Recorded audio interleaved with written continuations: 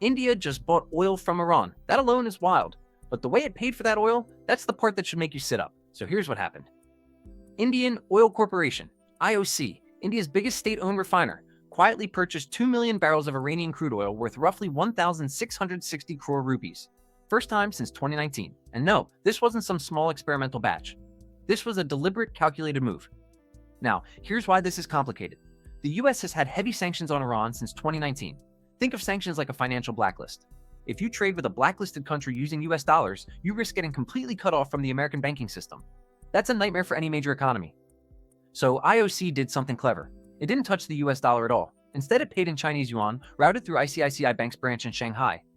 Think of it like this. Your usual payment app gets blocked for a specific merchant, so you just pull out a different app and complete the same transaction. Same deal, different rails. That's exactly what India did here. Swapped the dollar system for the yuan system and got the job done. But wait, was this even legal? Yes, technically.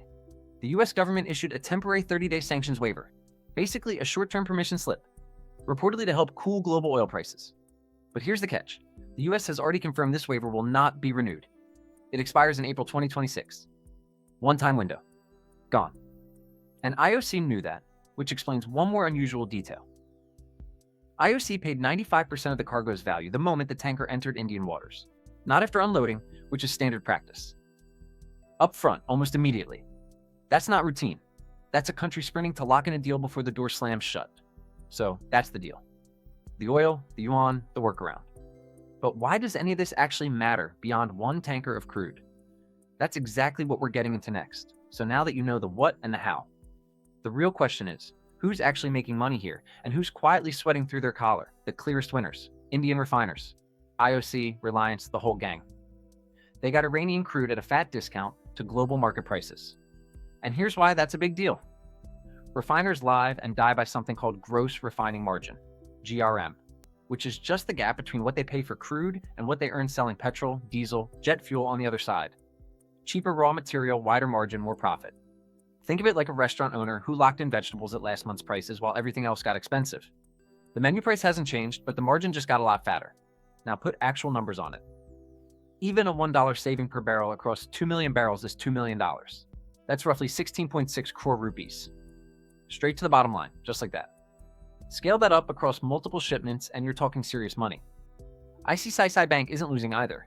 It earns fee income facilitating this complex yuan transaction through its Shanghai branch, which is essentially a flex of serious international trade finance muscle. But, and this is the part nobody puts on a press release, every single entity involved is now sitting under the shadow of US secondary sanctions. The US can penalize Indian banks and companies for dealing with Iran, even if a waiver was technically in play. For ICICI Bank specifically, with its deep exposure to US financial markets, this isn't a theoretical risk. It's a live compliance headache. And reputational drag is real. Even without a formal penalty, the kind of nervousness this creates among global institutional investors can quietly chip away at stock valuations. So the short-term gains are absolutely real. But they come with a geopolitical price tag that doesn't show up on any invoice. Next up, what does this actually signal about where India's energy strategy and its relationship with the dollar-dominated global financial system is heading?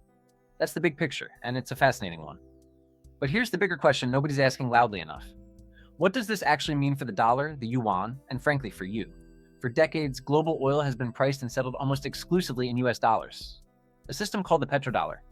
Think of it like this. The dollar is the bouncer at the door of global oil trade. Every country that wants oil needs dollars to pay for it, which means every country is permanently hoarding dollars, which keeps the US currency dominant almost by design. It's a beautifully self-reinforcing system, unless someone starts using the side entrance. And that's exactly what's happening here.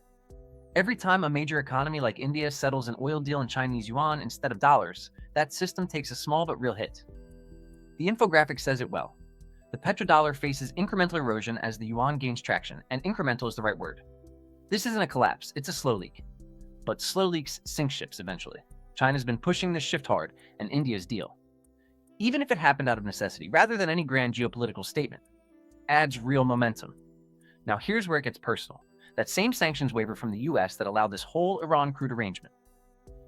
It lapses in April 2026. So India is going to face a genuine fork in the road.